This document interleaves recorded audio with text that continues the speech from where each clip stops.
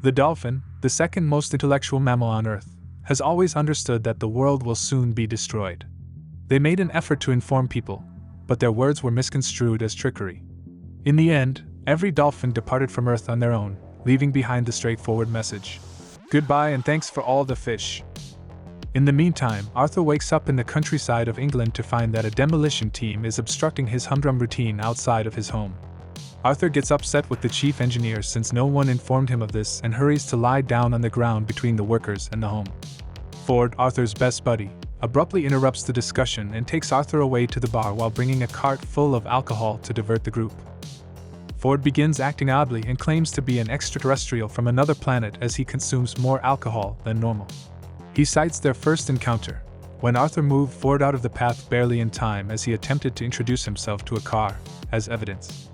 Ford wants to save his friend from the impending end of Earth because he still thinks that he owes Arthur for saving his life. However, Arthur is saddened by a photo of a woman named Tricia that he has on his phone. After meeting at a party, they got along, but he accepted Tricia's invitation to participate on an expedition to Madagascar since he enjoyed his tranquil life in Britain. At the same moment, a dashing guy by the name of Zaphod took Tricia away, but Arthur never stopped missing her. As they converse, Arthur hears the sound of demolition and runs back home only to discover that it has already been destroyed. The crew flees as a massive spaceship suddenly emerges in the sky and covers the region in a gigantic shadow. Ford is unsurprised. He just tosses a towel to Arthur and instructs him to hang on as he lifts his thumb, revealing a bright hitchhiking ring that leads them directly to the ship. The captain of this spacecraft, a member of the bureaucratic and irritable Vogon alien race, announces to the world that plans have been made to build a hyperspace expressway throughout the galaxy, and that they will have to destroy Earth to get it out of the way. All humans panic as Earth suddenly finds itself encircled by Vogon ships just before it explodes, leaving only dust left. Arthur discovers that Ford is a journalist who has been contributing to the Hitchhiker's Guide to the Galaxy, a general reference work providing advice for any planet you would want to visit. Ford has been working on the Earth section. Ford needs to tell Arthur that the Vogons destroyed Earth since he doesn't care if there are aliens. He simply wants to get home. On the guide, Arthur studies about Vogons and discovers that they are the most repulsive species in the cosmos, and that their poetry is a sort of torture. Ford is trying to find a hole in the wall so that he may transmit a fresh signal with his ring. The moment they notice both men on the surveillance cameras, the Vogons instantly transmit a warning over the speaker, but Arthur is unable to hear them. Ford puts a little fish in his ear and describes it as the babblefish, a tiny extraterrestrial that can convert any sound into language you can comprehend. A group of Vogons arrive and arrest Arthur and Ford before tying them up and having the captain recite them some poetry. Ford writhes in agony, but Arthur is baffled by what's going on, though, to be fair, he can't even comprehend the poetry. When the captain asks for their assessment, Arthur feigns agreement and claims it was fantastic while detailing the emotional effect. However, the captain interprets it as an insult and gives the order to boot the pair out. Ford and Arthur are pushed outside the spacecraft by the Vogons despite their pleas to stay within. For a brief period of time, they drift helplessly before a spaceship unexpectedly approaches. Currently, Arthur and Ford are shaped like couches inside of this very spherical spacecraft, but as soon as they scream, they transform back into their normal shapes. Zaphod, who turns out to be the president of the galaxy, is watching the news in a different area of the ship when he hijacked this vessel, called the Heart of Gold. Tricia stops him at that precise time to say that the ship had unintentionally taken up hitchhikers when they utilized the improbability drive, and the system has now recognized them. Zaphod grabs his gun since he thinks they could be from the Galactic Police Force, but Tricia decides to be careful and sends a robot in its place. This robot turns out to be Marvin, who is permanently miserable and only ever has terrible things to say about anything. Arthur and Ford are picked up by Marvin, who then leads them around the ship's halls while pointing out the talking doors. The Vogons sent hundreds of spacecraft into hyperspace in the meanwhile to pursue the Heart of Gold. Zaphod first wants to shoot the pair when Melvin takes them to the president, but he recognizes Ford right away, and the two of them embrace since they are distant relatives. When Arthur recognizes Zaphod from the party, Zaphod is taken aback because he has no idea who he is. When Tricia later arrives, Arthur is happy to see her and attempts to tell her about Earth, but Zaphod pulls him away and threatens to keep it a secret. Zaphod's second head, which is concealed in his neck because, as it turns out, you can't be president with a complete brain, was discovered by Arthur, who is horrified. To beat Arthur and humiliate him in front of Trisha, he also possesses a second concealed arm. Hundreds of Vogon spacecraft suddenly emerge out of nowhere, and the Galactic Vice President and the Vogon Commander beg the group to surrender. When the Heart of Gold is forced to enter hyperspace as a result of Zaphod's refusal, the spacecraft teleports to a different location in the galaxy. After, Arthur catches up with Trisha and expresses his jealousy over the fact that she went with Zaphod. In addition to revealing her new identity to Arthur, Trisha also shows him all the fantastic equipment the ship is equipped with, including a machine that can read your thoughts and manufacture anything you're desiring. She is not regretful that she selected Zaphod over Arthur because she has always desired adventure and to escape their little village. Two mice emerge from her bag as she searches for Arthur's wound medication, running from the kitchen. The gang is then shown a film in which Zaphod explains why he stole the Heart of Gold. Deep Thought was a supercomputer constructed many years ago to address the fundamental query of life, the universe, and everything. Deep Thought required 7 million years to calculate the correct response, which was 42. Nobody knew what that meant, and Deep Thought said that since it just knew the response, they needed to build a more sophisticated computer to understand the true meaning. Zaphod needs to go to planet Magrathea, which can only be reached with the Heart of Gold's improbability drive through trial and error, in order to uncover the answer to the ultimate riddle of renown.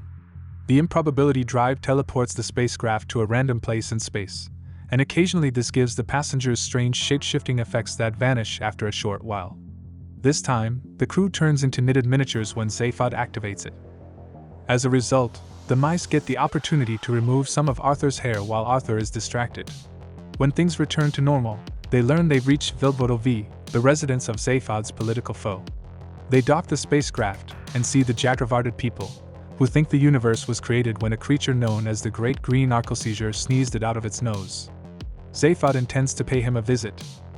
Zaphod meets with his opponent Humma to beg him for the coordinates of Magrathea as the gang disrupts a ritual in which people are praying for the arrival of the Great White Handkerchief. Humma, who is still upset that Zaphod won the election, agrees to give him the locations in exchange for Zaphod bringing back a legendary weapon from Magrathea. Zaphod agrees, and Humma snatches one of his heads to make sure he returns. After leaving with the coordinates, the gang returns to find the Vogons encircling the structure. Trisha devises a strategy to escape as the Vogons begin fire, and the party flees to cover behind a column. To get the Vogons to let her through, she pretends to murder Zaphod by holding an aerosol can to his skull. Unfortunately, the Vogons manage to seize her and immediately take her into custody before resuming their firing on the men. Zaphod is taken by Ford and Arthur and dragged back to the ship so he might flee. Arthur refuses to let Zaphod take the spacecraft to Magrathea and requests to be brought to Vogsphere, the homeworld of the Vogons, in order to save Trisha. They learn via the ship's AI that the mice secretly turned off the ship's steering system. They are forced to fly conventionally and utilize a standard escape cop. The gang arrives to Vogsphere a little while later.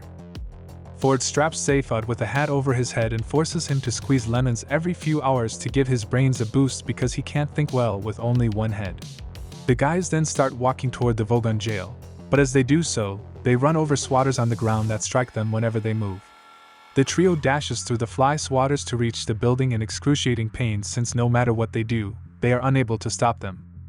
In the meanwhile, Trisha is questioned by the Vogons and discovers that Earth was obliterated. She finds out that Zaphod signed the document without even reading it since he believed he was signing an autograph when she questions how it could have happened. Trisha will be given to the ravenous bladder beast of Traal as retribution for taking the president hostage. The three are subjected to a ton of bureaucratic red tape at the front desk, where the Vogons are continuously requesting additional papers.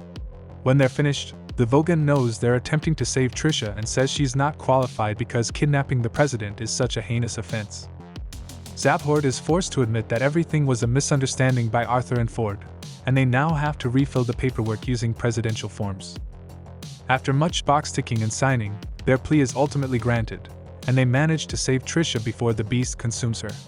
Trisha, however, is not pleased to see them and smacks Zaphod for wiping off Earth. She is also enraged with Arthur for lying to her. As Trisha is getting ready to take a shower, Arthur approaches her to apologize and explain her that if he had said yes to Madagascar, then they would have detonated with Earth. The party then takes the pod back to the Heart of Gold. Then, after putting them through a number of strange configurations once more, Zaphod uses the coordinates to direct the improbability drive to send them to Magrathea. A recorded message informs them that the planet has been temporarily closed as they get closer to it. A second communication informs them that 2 missiles have been dispatched to kill their ship after Zaphod ignores it and attempts to land the ship nevertheless. The entire spacecraft trembles wildly when Zaphod is given manual controls to avoid the missiles by the AI. However risky it is to use the improbability drive in this manner, Arthur chooses to hit the button. After a brief period of turbulence, they realize they are in the same location. The drive, however, had an adverse effect on the missiles. One changed into a dish of petunias, and the other into a whale that has an existential crisis before to impacting the planet. The gang now has a secure place to land and can safely explore Magrathea, where they run across a variety of portals. They disagree on which route to take, and Arthur is too scared of the perils of the unknown.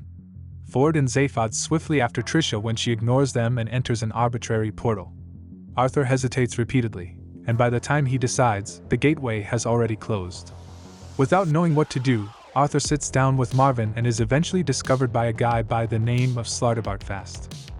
Slartibartfast informs Arthur that his companions are safe before escorting him through another portal and leaves Marvin behind. As Slartibartfast explains that his profession is planning and building planets, his business produced Earth, and the demolition had been the result of an unintentional mix-up, they arrive in a chamber filled with tiny worlds.